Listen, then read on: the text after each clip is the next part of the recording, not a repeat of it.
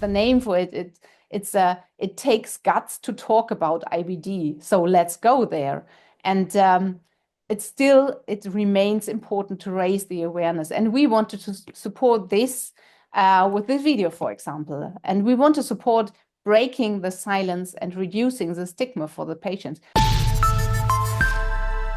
Hello, you're watching Proactive. I'm joined by Immunic Chief Scientific Officer Helle Kohlhoff. Helle, very good to speak with you. This week is Crohn's and Colitis Awareness Week. Please tell us a bit about IBD, what it is, and why it's important to raise awareness of this disease. Yeah, happy to do so. So actually, IBD is inflammatory bowel disease. And this is indeed, it's two different indications in principle. So you have an inflammation in the bowel. It's a chronic inflammation of the tissue in your digestive tract. And we have, on the one hand side, ulcerative colitis. And this is a condition which involves the inflammation mainly in the colon, in the large intestine. And you have ulcers there as well. So in comparison to this, Crohn's disease is an inflammation in the lining of the digestive tract and also in the deeper layers. So it's, to be honest, much more severe. And Crohn's is most commonly affects the small intestine, but however, it can also affect the large intestine and sometimes even the upper gastrointestinal tract. And the point is, with inflammatory bowel disease, it is a chronic and serious condition. It's not just the regular stomach and gut issue that everyone knows. It's really chronic and it's serious. And what personally worries me about this is that it is a lifelong disease. So it means you have a lifelong destruction of the gut. And the gut is so important for pathogen defense, for nutrient uptake. So not only for calorie uptake, really for nutrient uptake. So we are dealing with something really serious. And there are around 2.5 million people in the US suffer from inflammatory bowel disease. And unfortunately, the exact course of the inflammatory bowel disease remains still unknown. There are some ideas, but it's not fully clarified. And unfortunately, so far, there's still no real cure for the disease. So therefore, when we are happy to be part of this for this awareness week, and it's interesting because the topic or the name for it, it takes guts to talk about IBD. So let's go there. And it remains important to raise the awareness. And we wanted to support this with this video, for example. And we want to support breaking the silence and reducing the stigma for the patients. So please, everybody, speak about it. What does it mean to suffer from IBD? What are the symptoms? Yeah, it's an early onset. So it's the onset is in young people. It's a lifelong disease, as I said, and you have to deal with it. So even in young people, it can happen to kids already, and it's a lifelong disease.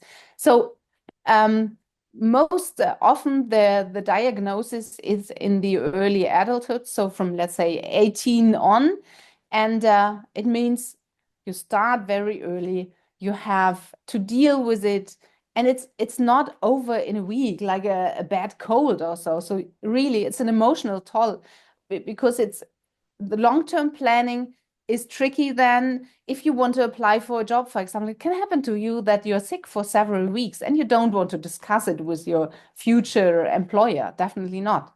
So the symptoms are actually for the lucky ones who got the diagnosis, IBD is only a mild illness. Can be mild, it can be severe, but for the lucky ones, it's only mild. And for the others, it's really a debilitating condition that can lead to a life-threatening complication. And the symptoms in both ulcerative colitis and in Crohn's disease usually are characterized by diarrhea, by rectal bleeding, abdominal pain, fatigue, and weight loss.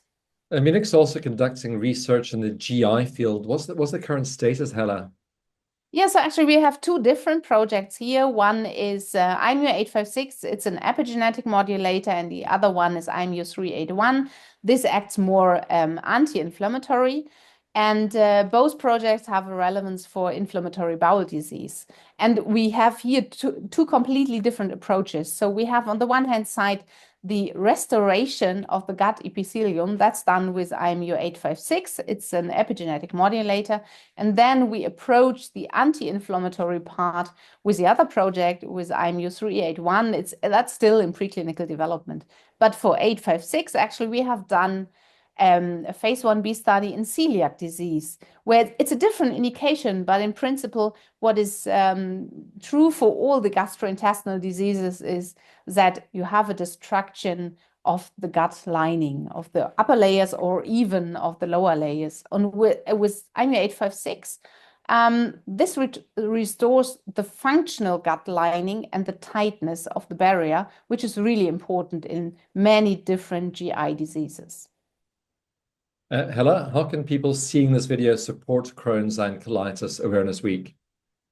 I would suggest really looking at the advocacy groups, what they are doing, like the Crohn's and Colitis Foundation. This is very interesting what they are doing. So they offer a lot of information on inflammatory bowel disease and on the activities around the Awareness Week as well.